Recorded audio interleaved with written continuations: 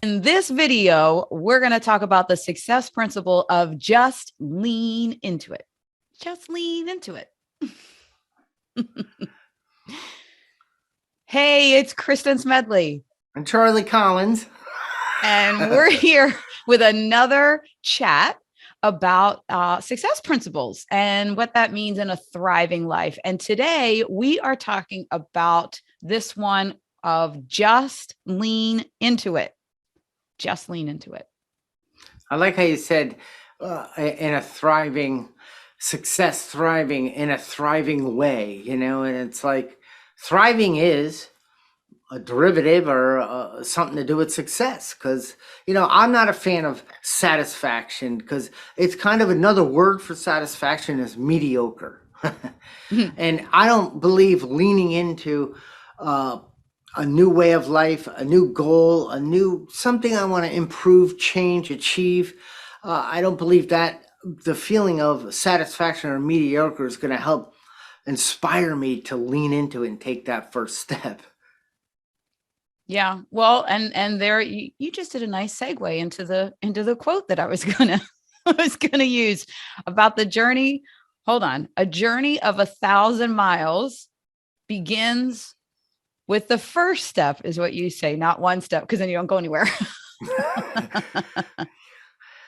Yeah, the one step, two step back method. That's the one that keeps us stuck. Yeah. So okay, so let's break this down a little bit about what just lean into it means. And I tend to be one of those people, as people that know me and have seen my stuff before, that I like the finish line. I like to visualize the finish line. I like to make the list of all the things I have to do to get to that finish line.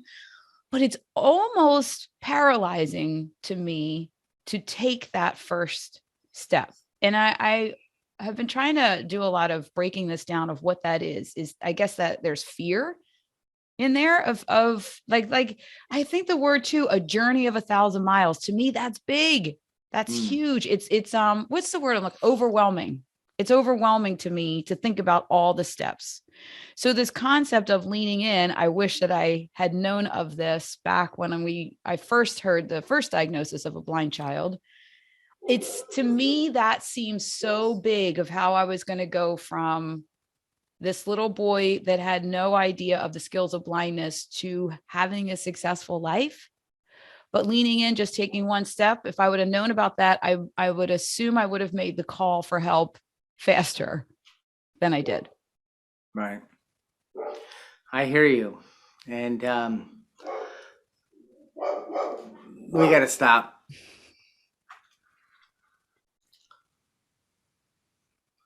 So, Kristen, I got to lean into something with you. You said when I set the goal and I have to, I know what you mean is that you're going to choose to, because we don't have to do those types of things. I hear have to a lot.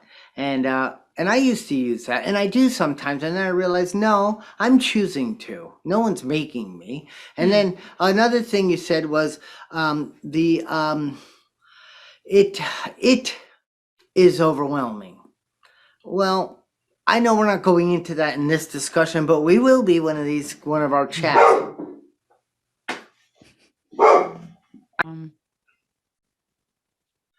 Kristen, I'm gonna challenge you and lean into this with you. When you're talking about goals, you said I have to do all these things in order to achieve, but I believe that we choose to do these things. We don't have to, and I think taking that pressure that I don't have to, I designed this goal, this thing I want to achieve, I want to do, I want to accomplish, I want to become, that type of thing. But I'm the one who built that end in mind. So I've got to start. I got to lean into it to start that. And I'm choosing to do that, the whole journey of that. And then at the end you said, and then it is overwhelming. What is it? And then you and I know taking full responsibility for our thoughts, our behaviors, and things like that, we realize that it can't make us overwhelmed. It's our thinking about it, because we're thinking the whole thing through. But leaning into it isn't about that.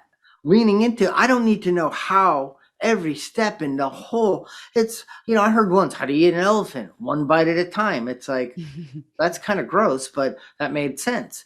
It's like, if I lean into this goal, this achievement, this thing I want to do in my life, and I just lean into it and I move into that first step, that journey, then I can move into the second step and the third step, I think is what, that's what works in my life. Well, and like you said before, that when you do the first step and then the second and then the third, then you've got the momentum to really, and I realize when I look back on things that I've accomplished or stuff maybe I was afraid to lean into, but then did, then that is when you have the success and the big accomplishments. It's just taking that first step. There's that quote from Martin Luther King. I'm probably going to mess it up, but it's the one about take the first step without seeing the whole staircase. Right. So that whole concept of I don't necessarily have to see.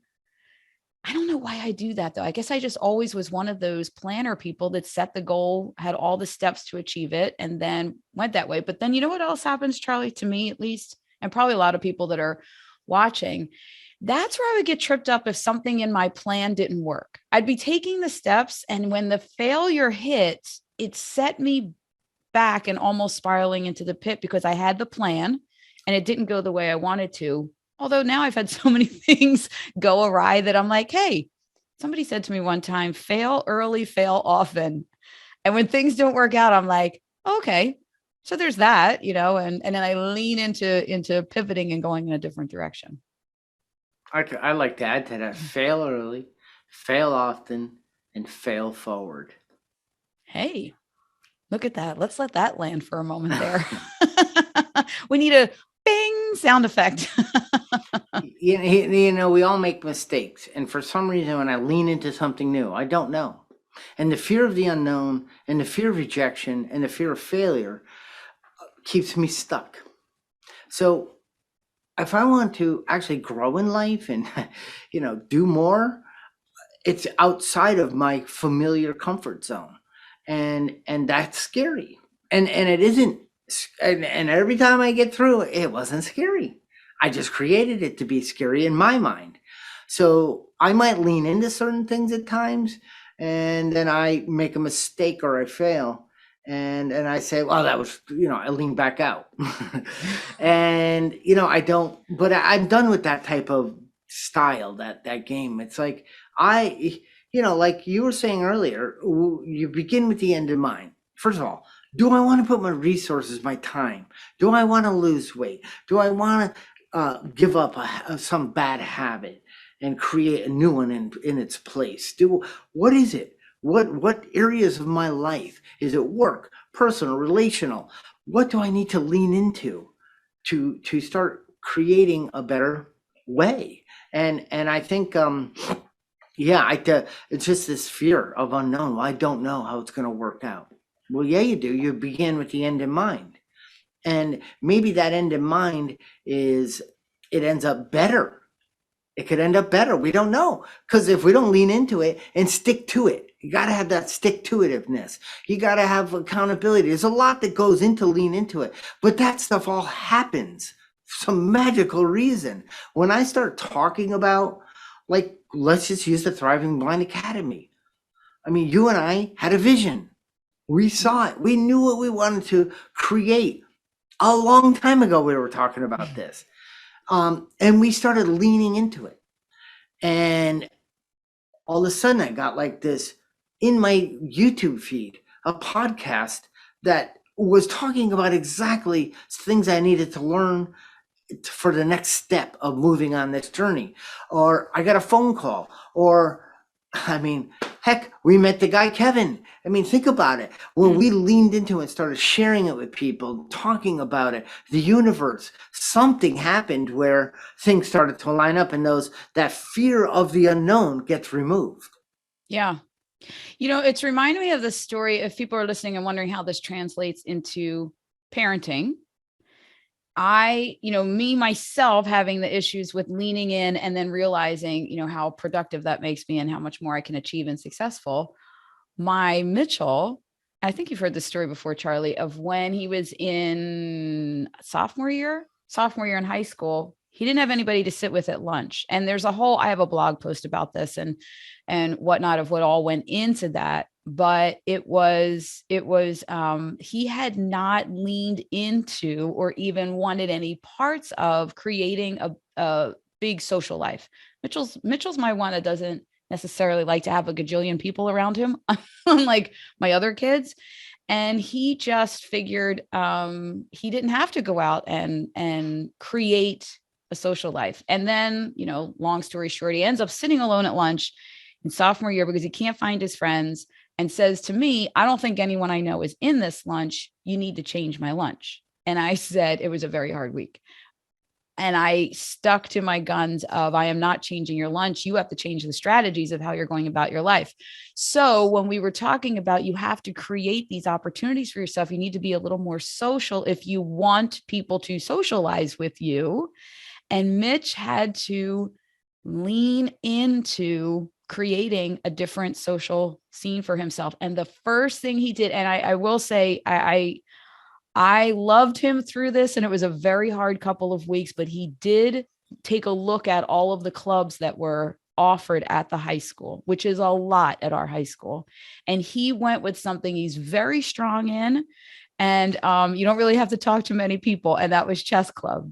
And now he's also a very big sports person, but that's a whole different story. But the chess club was going to make the most sense for him.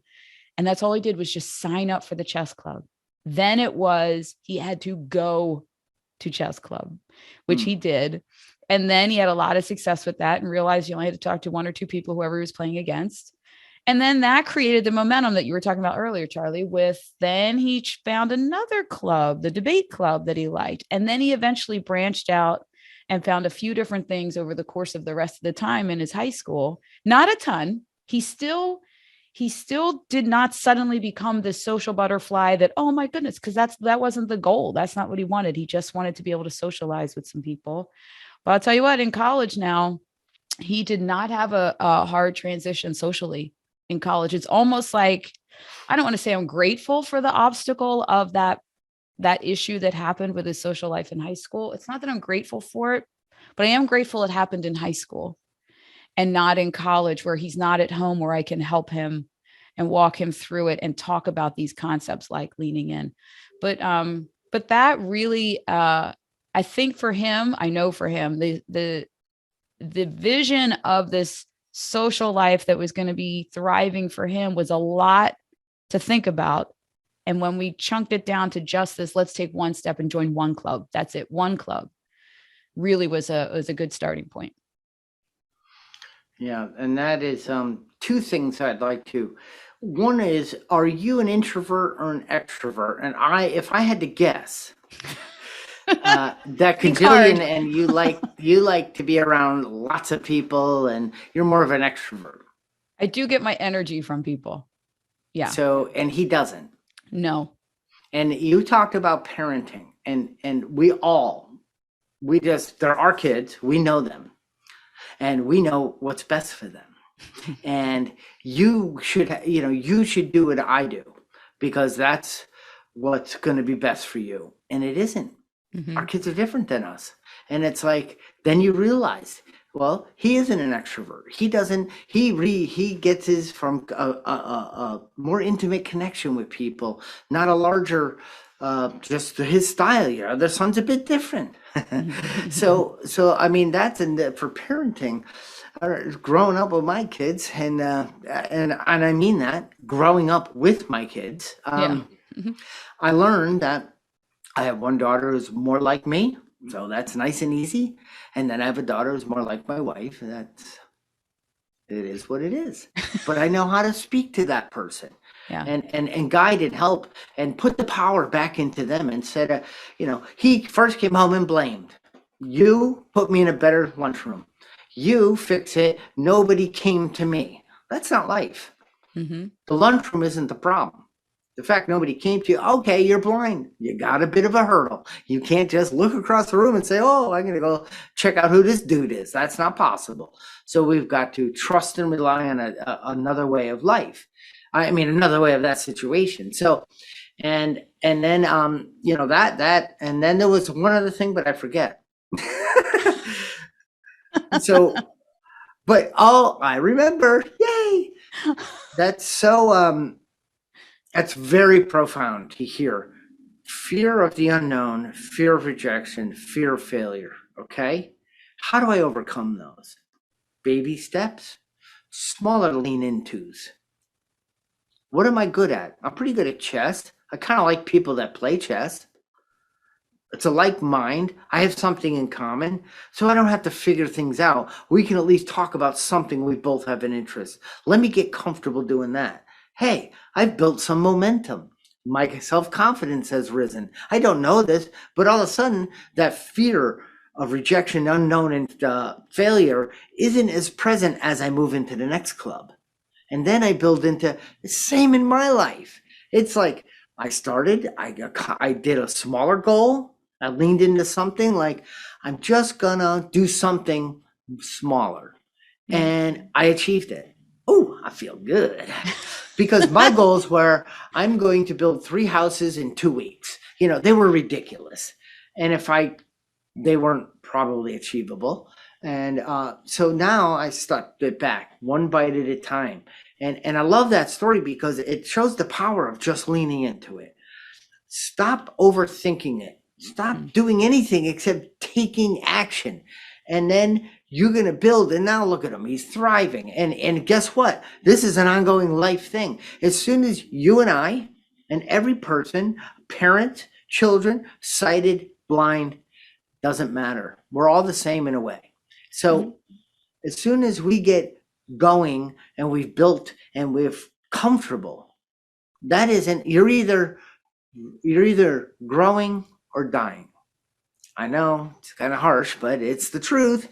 And stagnant. If we just stay doing the same things, we're not growing anymore. So then it's time to step out and lean into that next area. But once you have this momentum start going, like mine is a bit of I don't know. Now it's like I'm willing to step up and do more in life because of this self-confidence and momentum I've built. Yeah, I agree. I'm the same way. I mean, I used to get so stuck in that first step, but now I guess well, you probably know more about this than me. I have a lot of successes that I can look back on and realize that I do have a lot of skills. I do and what it takes to succeed. And when I have failed before, I mean, I'm still here. I didn't things didn't blow up. I didn't suddenly can't do anything. It's much easier for me now to take that step and go, all right, that didn't work out. Let me pivot and try something else. But I will add to that I tend to align myself with successful people now and people with a similar mindset that I have a good tribe around me with. I do a lot of, hey, can you help me figure this out? Or let me run this past you before I go diving into things all the time to get a little more insight. But I have really noticed, especially in the past, probably 5 or 6 years, that who I'm surrounding myself has a big impact on taking those leaps of faith and having success. I know that's a whole nother principle too. Yeah, I know. This is going to be, these chats are going to be great because it's personal experience. It's principles. It's like evergreen. It's something that in 100 years from now, if practiced, the change will come in anybody's life. And it's, and I'll share a story about, so I'm running my business. I'm living life. I'm married. I have 2 children, a home. Things are good. Things are good. The business is doing well. But all of a sudden, I was feeling a bit stuck. It's like, but look what you have. You have a thriving business. You have a thriving family. You have money coming in. You're low vision, legally blind. I don't know what that has to do with it, but certainly some people could say, look at you. And yeah, look at me. I got up and took action. And but something was missing. And I started leaning into, I don't know I didn't have a goal or anything. And I got like somehow got an email about some sort of raising your esteem, self-esteem. And I'm Hmm. thinking, hmm.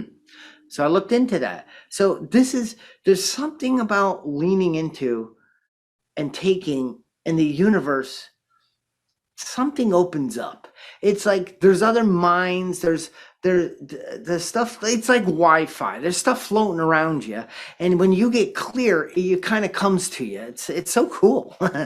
And that's kind of what removes that fear of the unknown for me. I don't know. I don't have to know. That's not so, I decided there was a conference and it was called Breakthrough to Success. Oh, well, I like that name. Um, and I thought I was successful, but success was for me back then was the house, the boat, the cars, the toys, the successful business. But I found out that wasn't a sustaining success plan. It wasn't working anymore because what happened there was I had to have more or bigger, faster. And it's like that means I got to make more money in order to buy more to find happiness. And ooh, that wasn't it. So I went to this thing to learn about, whatever.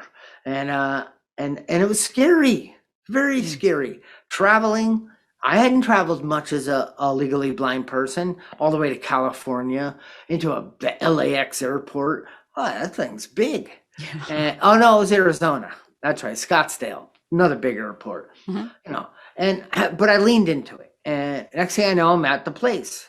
Now I've got to learn. It's a massive. I don't know any. And when I walk, you have go to the Sunlight Hall. That's where it's held. I love when people point. And but it's my responsibility to say, hey, I'm visually impaired. Would you walk me there? Absolutely. It's like in the past, before I did this, leaned into life, I would never have asked because why Yeah. would I want to burden somebody? Mm. That's what I felt. And that's such BS. So I asked, oh, I'd be happy to. And I know. That's why I asked. People love helping people. And found the room. I learned we're going to talk about this in our transition program, but it's learning, maximizing your environment for success, learning the layout, knowing how to get around, take response. I mean, it's so funny how all this stuff, it just kind of clicks together. I Right. took responsibility for myself and I learned I went through this conference and each day was a challenge. It was scary. I was learning things. I was getting pushed. You need to learn how to look inside. And I'm like, oh man, I should not have come to this. These people are so smart. I'm just this little business owner. Let me go home. And and I did. I stuck to it. But in the beginning of the week, it was a 7-day conference. 7 days. Whew. But anyway, and they break you down and build you back up and send you on your way to live a successful life. And I never looked back really. But anyway, I went in and they said on Friday we're gonna have 2 people come up on stage and you get to share. You get to be a speaker from this stage and then we'll offer you feedback and then you get to do your speech again with the feedback we've given you. And I'm like, why does that interest me? But I could never. There's 430 people in this room. I've only spoke to 12 people in public. I spoke all over the place for my company, sharing about adaptive technology and things to help people, Mhm. things that help me in my life. But something was saying, lead into this. Stop it. Stop telling me that, whoever you are. But I couldn't get it out of my head. I actually would go back to my room and start walking from one end of the room to the other. It was a nice room. And I would say, hi, I started talking like I was up on stage and I'd say, where is this coming from?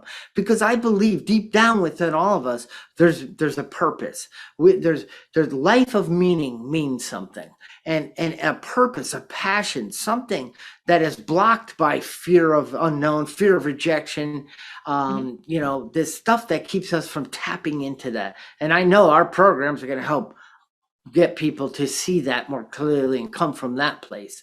So I kept doing it for Tuesday, Wednesday, Thursday, but you had to they had index cards that you had to write the reason why they should hire you, not hire you, why they should pick you to go up on stage.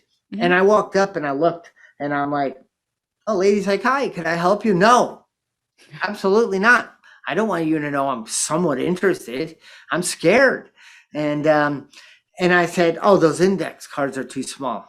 I can't possibly. So, poor me. Blind people Mm, just can't get through, can't make it in life, can't be one of them because index cards are too small. My life's over. And I mean, these little stories cropped up a lot in my life and sure. still can if I'm not careful. So next day, but I'm still doing the thing in my room. Why can't I stop that? Well, the universe, that thing inside of me was speaking to me saying, get out of the way. Stop it. Left to my own devices, watch out. So I took out a piece of paper and I wrote because I used the 2020 pen. That's a felt tip, large writing pen, so I could see what I wrote.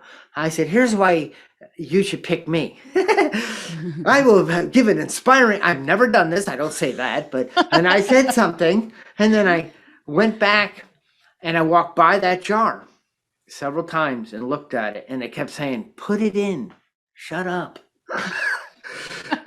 Stop talking to me. So, you have that good cop, bad cop on your Uh-huh. shoulders. We all have them. Thankfully, finally, they said at lunch on Friday, at lunch on Thursday, it's the last moment you can put your index card into that jar. And I waited till the 30-second limit, and some power drove me to drop that in. And what I did was I stuck my hand in and I pulled a bunch of them up, and it stuck mine and hit it. Okay, now I'm done. At least I leaned into it. That was scary, just putting that darn thing in. Yeah. Oh, so then the Friday comes and they announce the first speaker to win. Okay, out of the 430 people, Bob Smith. That's not his name, but and this guy was a doctor who fell into a bad life and alcoholism, and he was sitting in his place with a big knife pressed between his ribs, and I'm like, it was riveting listening to him. Like, wow, the place clapped, and then all right, now we're gonna go to our next speaker, and I had a thought. I would never want to go after this guy, and they said our next speaker is Charlie Collins. And I looked to left. Well, it's probably your right on the video. And I went, there better be another one here. Just another, on a side note, I was the only legally blind person in that entire place. Oh man. And and the people I was sitting around were like, hey, that's you. I'm like, no, it isn't. Where's the exit? Yeah. Get me out of here. So they mic'd me up.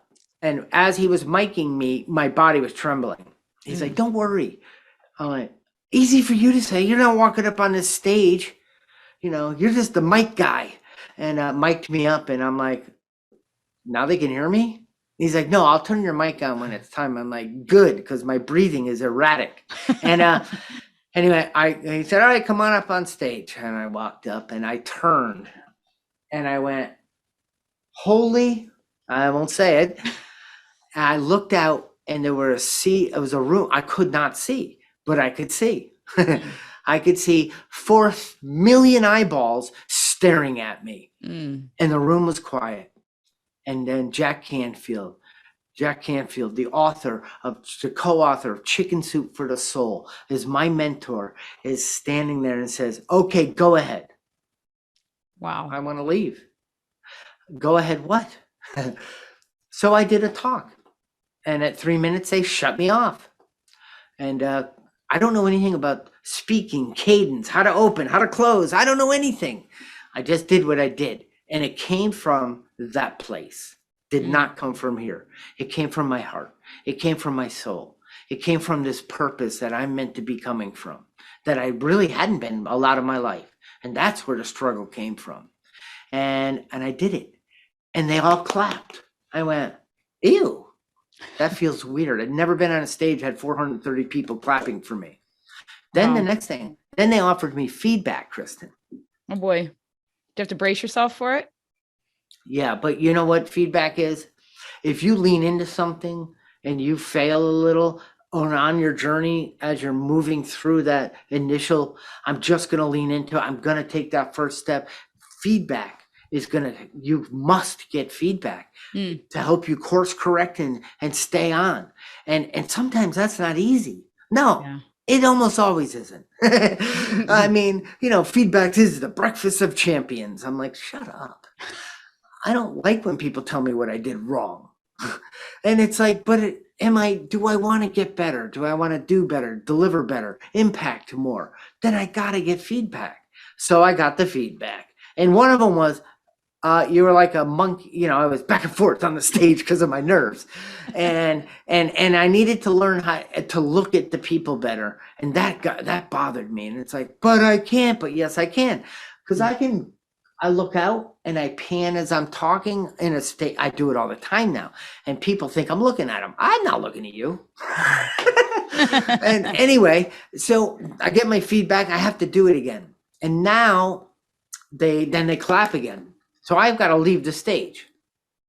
I know I'm in a different person at this moment. That transformation for me, I stepped into something so frightening in my life that the transformation in that 6 minutes, I could never look back. I knew that was my path. Well, I got an idea. They all know I'm legally blind because that was the story, my suffering, my struggle, and how my level of acceptance, taking action, building a company around this is amazing. And I was just tapping into my true purpose, Mhm. And on each side of the stage, there were stairs walking down with railings. Each stair was black, and at the end of each stair was a large piece of white tape, which I took notice to because I've got to. I don't Mhm. want to trip. So I knew how to get on and off the stage.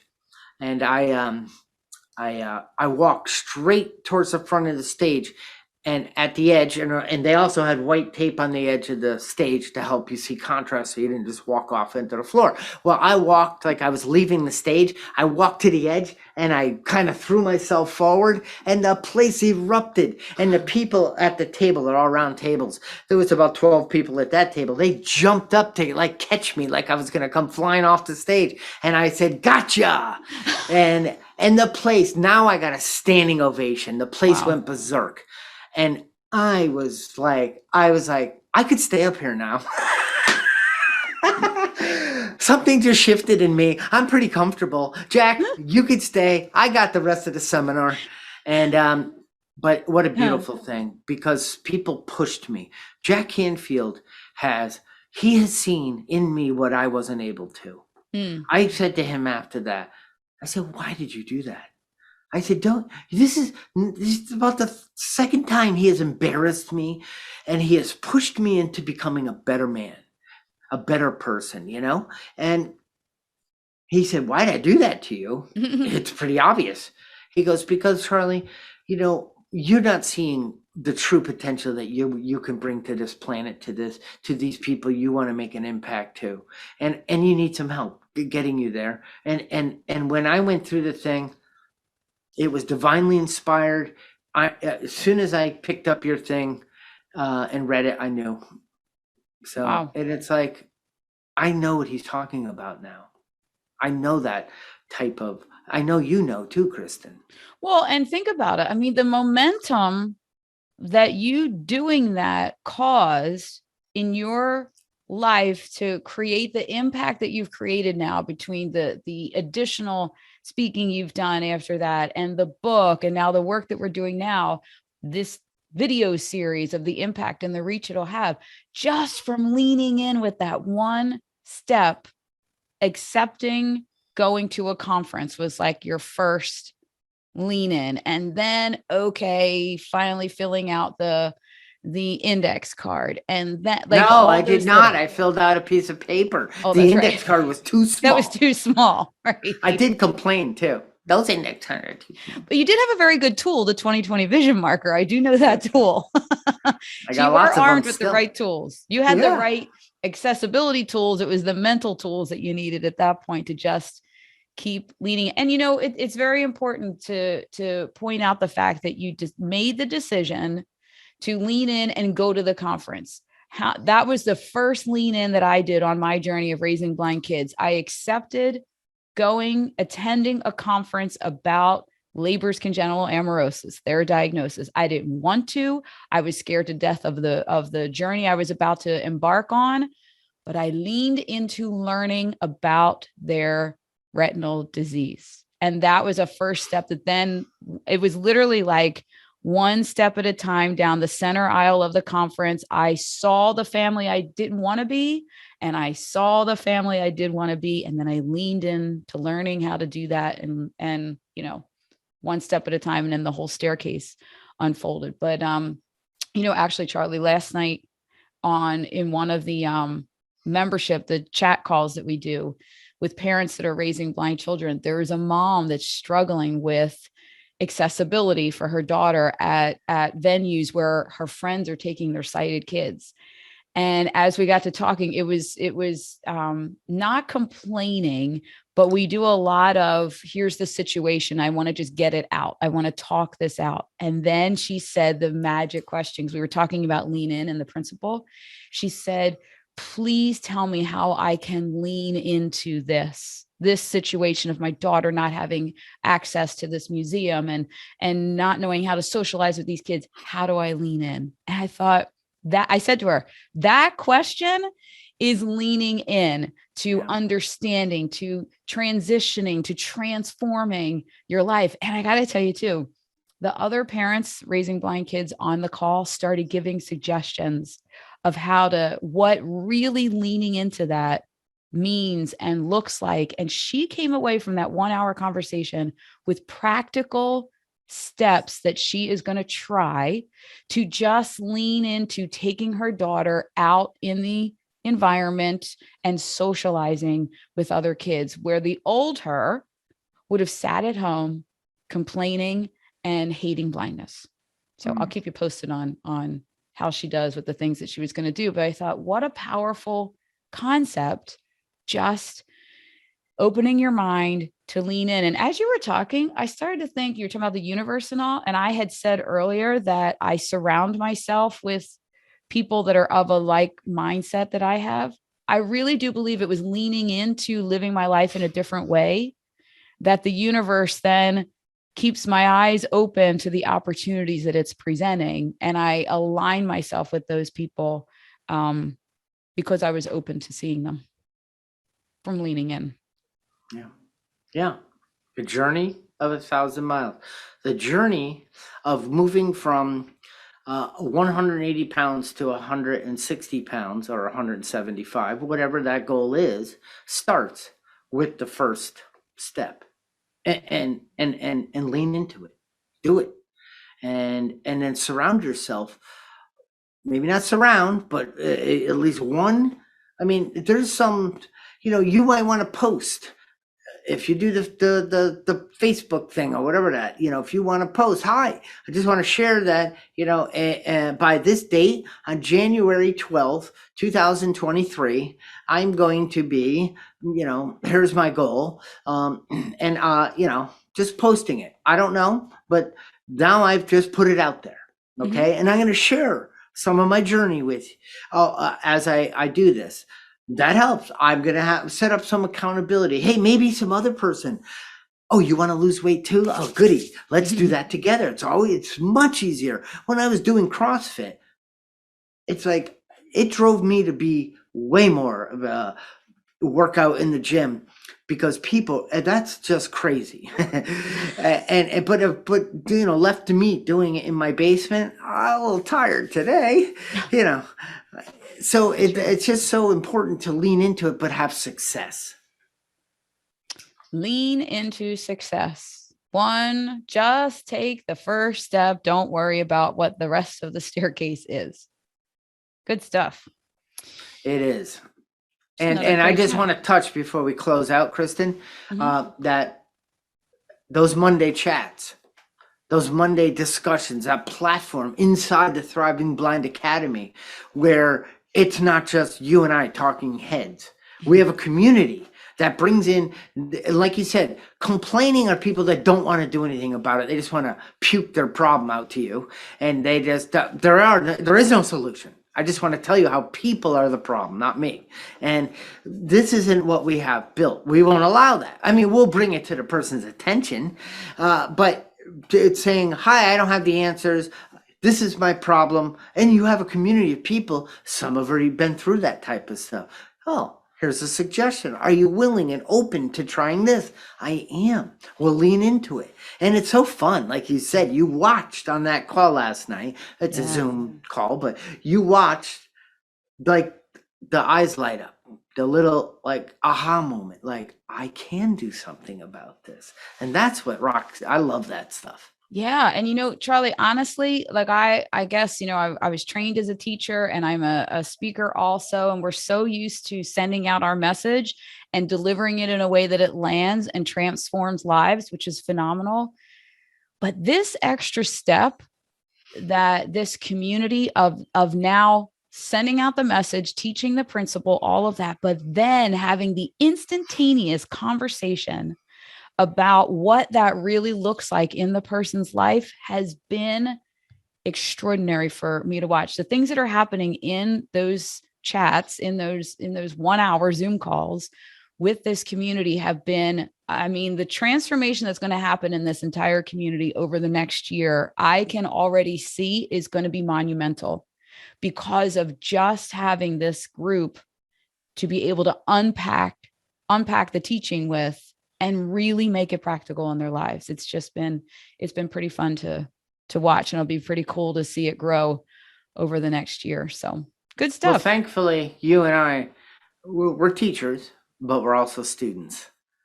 Yes. So, and that's what's nice. If we knew it all, well, we wouldn't be on this together because we wouldn't need each other. But hey, if you're still here with us, and we're so glad you are, hit the like button, join us, hit the notification button, and which is that bell icon, and then click the all. I'm not sure how the screen reader reads that, but I do know when I'm magnified on the computer, that's what I see. But go ahead and do that, and you'll be notified when Kristen and I release our weekly chats. And have a blast with us.